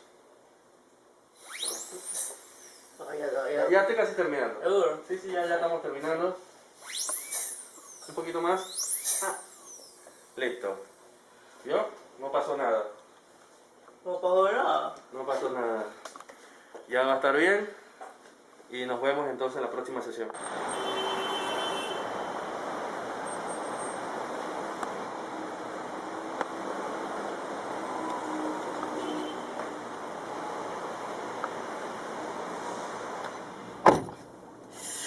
Esa clínica, esa anestesia era más mala, no vuelvo más. No se la voy a recomendar a nadie. Allá en la vida.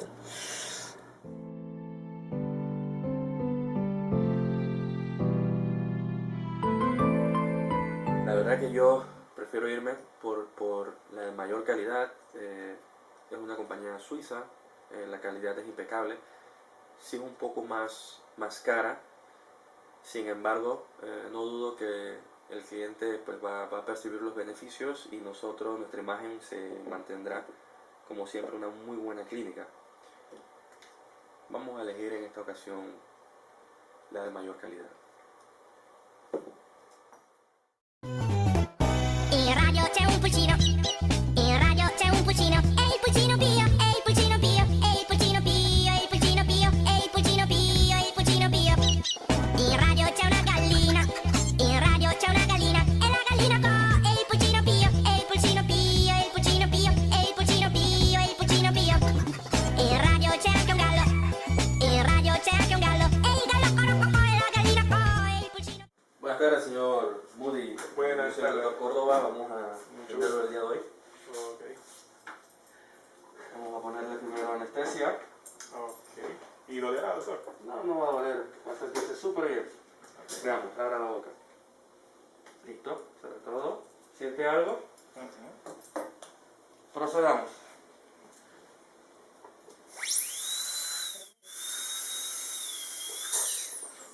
¿Está bien? ¿Siente algo? ¿No le molesta?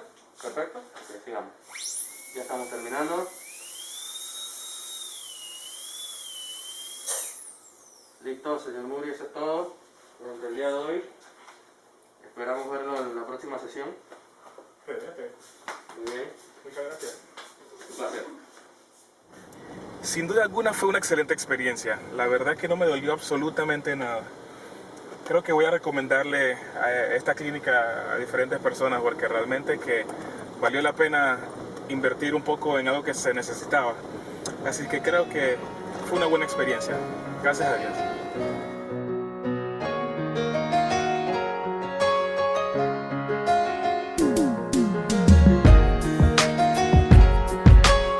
Muy bien.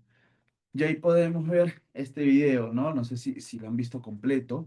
Particularmente es un video que me llama mucho la atención y sobre todo en el tema de auditoría debemos tenerlo en cuenta, ¿no? ¿Por qué? Porque en la auditoría de seguros nosotros tomamos decisiones que afectan principalmente la sostenibilidad financiera y que también pueden generar acciones de compras de medicamentos, sobre todo los medicamentos que son muy importantes, de compras de medicamentos que no llegan a terminar siendo efectivos para nuestros asegurados. Por eso que toda esta situación nosotros tenemos que evidenciarla. Y otro punto también interesante aquí es la política que tengan las IAFAS para el control propiamente de los medicamentos que adquieren las IPRES, ¿no? Y también evitar acciones que puedan generar o que puedan provocar actos de corrupción principalmente, ¿no? Eso es lo que hemos podido ver en este video tan interesante, este video tan importante. Y para ya ir culminando, ¿no? Con la presentación y con este módulo, tener en cuenta esto, ¿no? Los derechos de los asegurados, así como también tenemos que ver los aspectos éticos también tenemos que tener en cuenta el derecho de los asegurados. Y dentro del derecho de nuestros asegurados, lo primero es considerar los mecanismos de protección. ¿Qué cosa estamos haciendo nosotros para poder, uy, disculpen, ya, para poder fortalecer, ¿no? Fortalecer los derechos de nuestros usuarios? Si bien tenemos hoy por hoy a su salud, la Superintendencia Nacional de Salud es la responsable de promover, proteger y restaurar los derechos en salud de las personas. Nosotros como YAFAS, como seguros, también tenemos que velar por el derecho de nuestros asegurados. ¿Y por qué tenemos que velar por el derecho de nuestros asegurados? Porque nosotros financiamos el sistema de salud y al financiar el sistema de salud, nuestra responsabilidad es ver que el dinero que nosotros le damos a las IPRES para este financiamiento propiamente sea bien utilizado en calidad, ¿no? En aspectos de calidad y también en darle una atención oportuna y óptima a los asegurados. Que si bien hay mucho por avanzar todavía, sí. Por ejemplo, en salud como YAFAS y el SIS como YAFAS tenemos mucho por hacer ahí. Pero debemos tener en cuenta la proporción de asegurados que tiene tanto el salud, que tiene el SIS, y cómo eso nosotros tenemos que tomarlo como una oportunidad para poder desarrollar procesos que sean macros, ¿no? Procesos que tengan una mirada más fuerte, procesos que tengan una mirada más, más de mecanismos de participación para poder fortalecer la protección de nuestros asegurados. Luego, la gestión de reclamos, procedimientos formales para la presentación y resolución de quejas. Recuerden que los seguros son también o tienen una responsabilidad, mejor dicho, tienen una responsabilidad pasiva, por eso que los seguros también tienen que hacer descargos cuando no hay una atención oportuna y óptima hacia los asegurados, por eso viene la gestión de reclamos y la transparencia informativa también, ¿no? Los derechos de acceso a esa información que deben ser claras sobre coberturas y exclusiones. Y por último, considerar el rol de su salud, ¿no? La intervención del ente supervisor para la protección del asegurado. Y no solamente la protección, sino también la restauración.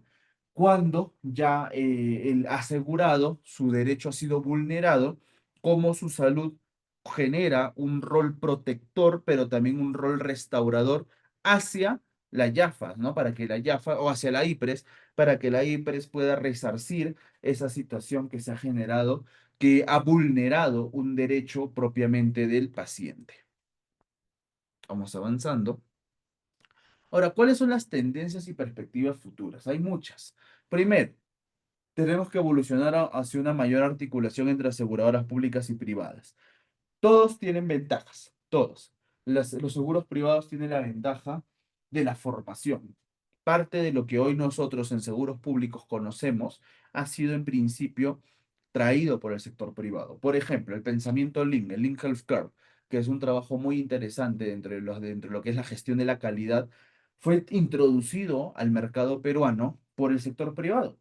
El sector privado fue quien trajo el Lean Health Curve. Y el Lean Health Curve nos tiene que ayudar a nosotros principalmente a desarrollar procesos que eliminen aquello que no da valor, aquello que no da valor. Entonces, ahí hay una tendencia. Ahora, ¿cuál es la ventaja que tiene el sector público? La cantidad. Entonces, el sector público tiene un know-how de conocimientos a nivel de dimensión de asegurados, ¿no? Una situación, por ejemplo, cuando yo trabajaba en Sanitas, hace más de 10 años, en Sanitas nosotros teníamos 30.000 asegurados. 30.000 asegurados, es un número muy interesante. Hoy Sanitas, si no me equivoco, tiene 80.000, 95.000 asegurados. Es un número interesante, pero comparado con el sector público, por ejemplo, acá en Puno, yo tengo 1.110.000 asegurados. En Ancash, cuando trabajé en Ancash, tenía 900.000 asegurados. Cuando trabajaba en Amazonas, tenía 253.000 asegurados. O sea, en la región más pequeña que he trabajado, 253.000 asegurados supera el marco del seguro privado que llegaba o que llega hoy por hoy a 90.000, supongamos, ¿no? La YAFAS privada con mayor cantidad de asegurados es Pacífico. Pacífico tiene 300.000 asegurados, o sea, no es tanta la diferencia con una ciudad o con una región de pocos cantidad de asegurados. Entonces, ahí viene el conocimiento, ¿no? Mientras que el sector privado maneja procesos mucho más eficientes por un tema de rentabilidad y de manejo de la siniestralidad, el sector público maneja masas de asegurados. Ambos tienen un know-how diferente, ambos tienen un sistema de conocimientos distinto, que es lo que podemos generar a nivel de integración, ¿no? Ver otros nuevos modelos financieros, ¿no? Por ejemplo, el pago por resultados. Hoy tenemos pago por prestaciones, ok, pero ¿por qué no trabajamos un pago por resultado? ¿Por qué no vemos la prestación no desde la atención o de una atención, sino desde todo el proceso, desde que el paciente llega por la enfermedad hasta el alta? ¿Cuánto tiempo demandó para que este usuario pueda tener un alta médica y en base a eso generar un incentivo? Ojo, acá yo estoy hablando de un incentivo financiero, no, más que de una implementación de pago, un incentivo financiero que permita generar, sí, un pago posterior, ¿no? Para fortalecer la prestación propiamente, ¿no? La innovación tecnológica, incorporación de analítica avanzada e inteligencia artificial en los procesos de auditoría, como ya lo hemos visto con el Machine Learning, por ejemplo, y bueno, mirar lo que nos dejó la pandemia, ¿no? Adaptación de modelos de control a partir de experiencias durante el COVID-19, ¿no? Por ejemplo, uno de los mecanismos de control que teníamos, que se perdió y que debería volver a retomar, es la información oportuna, por ejemplo. Muchos recordaremos que en la época pandémica, eh, el presidente Vizcarra nos daba una cifra, ¿no?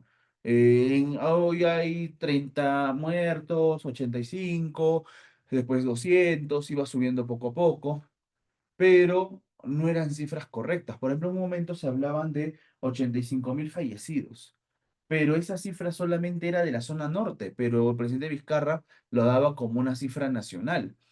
Entonces, ¿qué sucedía ahí? Que las direzas no estaban migrando la información de manera oportuna al MINSA. Entonces, el MINSA tenía una data que era irreal respecto a lo que se manejaba en las regiones. Y es ahí donde el CIS, ¿no? Cumple un rol muy interesante, porque el CIS comienza a solicitar como financiadores, comienza a solicitar la cantidad de fallecidos que tenían las IPRES, las cuales ellos financiaban.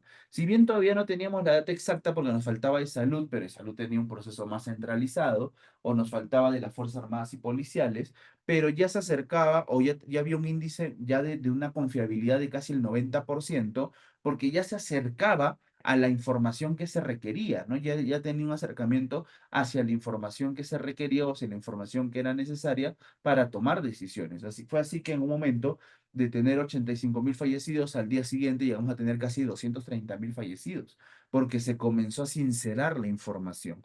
Eso es una experiencia en pandemia que hoy debemos seguir mirando, ¿no? ¿Cómo sinceremos o cómo podemos generar mecanismos de sinceramiento de la información, sobre todo con los gobiernos regionales? Ojo, no digo que los gobiernos regionales tengan la información errada, no, sino que no se comparte la información con los órganos de nivel central, como es el Ministerio de Salud. Y es ahí donde el MINSA pierde parte de esa rectoría, porque al ser gobiernos regionales y las posiciones son más de confianza del gobernador, entonces se pierde parte de la rectoría porque dicen, ok, yo le doy la información a Migore y ya si Migore me autoriza le envío al MINSA, ¿no? Pero no nos olvidemos que el sector salud, el rector del sector salud es el Ministerio de Salud. Ojo, porque a veces se comete este error, ¿no? Las direzas dicen, yo soy el rector en la región. No, no existe rectoría regional. Lo que existe son autoridades sanitarias regionales. Esa es la definición operacional adecuada. Las autoridades sanitarias regionales. El único rector del sistema es el MINSA. El único rector del sistema de salud es el Ministerio de Salud. Las regiones, las direzas o jerezas, son las autoridades sanitarias regionales, más no rectoras. ¿Por qué? Porque ellos no generan o no implementan o no formulan políticas que deben de ser de obligatoria aplicación, porque pueden contravenir con las políticas ministeriales. Por eso no se les denominan rectores, sino autoridades. ¿Por qué? Porque ellos tienen la autoridad de implementar las políticas que el ministerio genera. Ese es un punto a fortalecer, porque yo me encuentro con algunas direzas que dicen, yo soy el rector. No, tú no eres el rector. El rector es el MINSA. Tú eres la autoridad sanitaria regional, más no el rector. ¿Sí? Son lecciones que debemos fortalecer, sobre todo por el marco de la unificación, más no de la fragmentación. Ahora, acá las recomendaciones para ustedes, estimados auditores, actualícense normativamente. Han habido cambios en normas técnicas, o hay propuestas de cambio en normas técnicas, por ejemplo, en materno-infantil, en desarrollo infantil temprano también. He visto que el ministerio está fortaleciendo los mecanismos de participación ciudadana para poder hacer los cambios normativos. Revisemos eso con AINCO. Formación continua, hay que invertir en educación especializada, ¿no? Y certificaciones profesionales reconocidas, no ser auditores o llevar un curso por llevar, ¿no? Sino por trabajar y capacitarnos de manera oportuna. Tener competencias digitales, recuerden eso, ¿no? Desarrollar habilidades en análisis de datos, en manejo de herramientas tecnológicas y la mejora continua, ¿no? Ver el ciclo PH-EA. Acuérdense que ya no hablamos del PH BA, ¿no? O el VA, sino ahora hablamos del PH-EA, o si ustedes ya lo han visto en módulos previos, ¿no? Porque estamos hablando de planificar, hacer, estudiar y actuar, ¿no? Parte del ciclo de Deming que se ha fortalecido. El ciclo de Deming ya ha sido actualizado en julio del 2023, ya hace 2 años que se actualizó el ciclo de Deming. Entonces tenemos una mirada, un enfoque ya no solamente de la verificación, sino a través del estudio, ¿no? Del por qué suceden los fenómenos, del por qué suceden algunos ciclos y cómo eso puede ayudarnos a generar acciones que puedan ser mejores, ¿no? Posteriormente. Y la buena práctica en auditoría, ¿no? Manejar aspectos de estandarización, implementar procesos uniformes y criterios consistentes, ¿no? Checklists que sean estructurados, criterios objetivos que sean medibles, ¿no? Parámetros de evaluación definidos, formatos que sean homologados con las normas nacionales. Tenemos la norma técnica sanitaria de auditoría de la calidad, pero podemos crear también nosotros otros mecanismos, ¿no? Por ejemplo, en FOSMAR en su momento creamos un mecanismo para poder fortalecer la calidad de la prestación y más aún en época pandémica, porque cuando yo trabajaba en FOSMAR 2019, 20 y parte del 21, estábamos en pleno COVID, ¿no? Cuando no sabíamos o cuando estábamos aprendiendo a manejar una enfermedad desconocida para muchos de nosotros.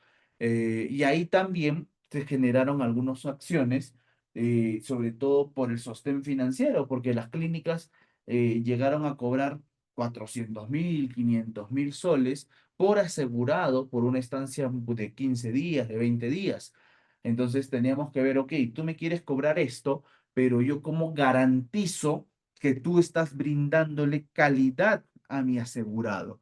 ¿Cómo yo garantizo que tú le estás brindando una atención oportuna, una atención de calidad a mi asegurado, ¿no? Y es ahí donde nosotros creamos un formato que fue homologado con una norma que en su momento sacó su salud, y ese formato nos permitió generar un proceso de negociación. Ok, mira, tú me quieres trabajar con Cebus 7.5, pero tu sistema de calidad no es el adecuado para mi asegurado. Yo quiero que el Cebus sea de 4.9. Entonces comenzábamos la negociación en el marco de un checklist que ya habíamos desarrollado, de un checklist que ya estábamos ejecutando, ¿no? Luego, la documentación, mantener registros claros, completos y trazables de todas las evaluaciones, ¿no? Tener informes estructurados, evidencia organizada, hallazgos que estén documentados, ¿no? Bajo recomendaciones específicas. Y el trabajo en equipo, ¿no? No nos olvidemos del trabajo en equipo, fomentar la colaboración multidisciplinaria para evaluaciones integrales, médicos, enfermeras, obstetrices, odontólogos, ¿no? Químicos, también tan importante para las buenas prácticas de almacenamiento, tecnólogos médicos, psicólogos, todos aquellos que trabajamos para la óptima atención de nuestros pacientes, ¿no? También financieros, acá también es el trabajo de los contadores, administradores, economistas sanitarios, ¿no? De los matemáticos para generar acciones actuariales, para el fortalecimiento de los cálculos actuariales, los abogados especializados también en la materia, ¿no? Hay muchos abogados con especialidad de gestión sanitaria y los expertos en sistemas de información, como por ejemplo, ¿no? Maneja SaludPol hoy por hoy. SaludPol ha tenido una práctica muy interesante, ¿no? Tiene hoy a los mejores desarrolladores que en su momento tuvo el SIS para la creación del ARCES Web, para la creación del CIGEPS, ¿no? Para la creación de la plataforma Estamos para ti.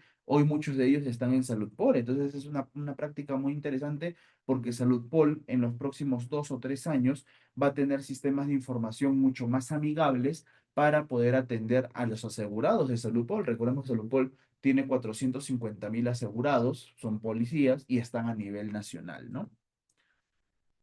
Y bien, ¿cuál es lo que nosotros buscamos? Un sistema integrado de auditoría, la coordinación interinstitucional, una articulación entre su salud, la SBS, ¿no? Los criterios unificados, estándares comunes para la evaluación de seguros tanto públicos y privados, manejar un estándar único, la interoperabilidad de los sistemas de información que estén conectados entre distintas entidades supervisoras y el enfoque sistémico, ¿no? Una visión integral de calidad y eficiencia en todo el sistema de salud. Como conclusión, para terminar esta sesión, que está muy ligada a la auditoría de seguros públicos y privados, lo importante, la punta aquí, es la protección de los derechos, ¿no? Salvaguardar efectiva o una salvaguarda efectiva para nuestros asegurados, proteger los derechos de nuestros usuarios, la calidad asistencial, contribuir a, a mejores servicios, ¿no? A servicios de calidad, la sostenibilidad, ¿no? La viabilidad del sistema sanitario como tal y el valor estratégico, el rol clave en las políticas de salud, ¿no? La auditoría de seguros representa una función estratégica para garantizar un sistema de salud que sea eficiente, sostenible y centrado en las necesidades del ciudadano. Y yo me quedo con esta base, ¿no? Crear políticas de salud, generar un valor estratégico. Recordemos que las políticas nacen en el marco de las necesidades y hoy por hoy nuestro sistema tiene necesidades por brechas que existen en la accesibilidad a los servicios de salud. Si bien eso ya son de roles determinantes por gestores o ejecutivos que puedan desarrollar acciones en pro del sistema, pero también nosotros, el sistema financiero, a través de los informes de gestión que desarrollemos, debemos fortalecer esas acciones, ¿no? Cómo poder generar accesibilidad y que esto sea parte de una política sanitaria para poder darle una mejor atención a nuestros usuarios. Y bien, mis estimados, aquí les dejo un poco de bibliografía para que puedan tener en cuenta.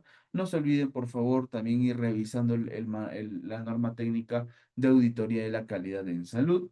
Y con eso estamos terminando esta sesión agradeciéndole al Instituto de Desarrollo y Capacitación IDECAP por esta gentil invitación y vamos a generar, o vamos a ver si hay de repente algunas preguntas, dudas o consultas, puedan levantar su mano para darles pase o a través del chat, ¿no? Si hay preguntas, dudas o consultas, levanten sus manos o a través del chat y con todo el gusto estamos para absolverlas en estos momentos.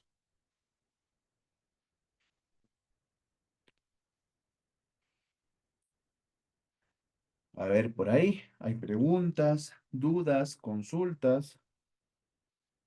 ¿O está todo claro también?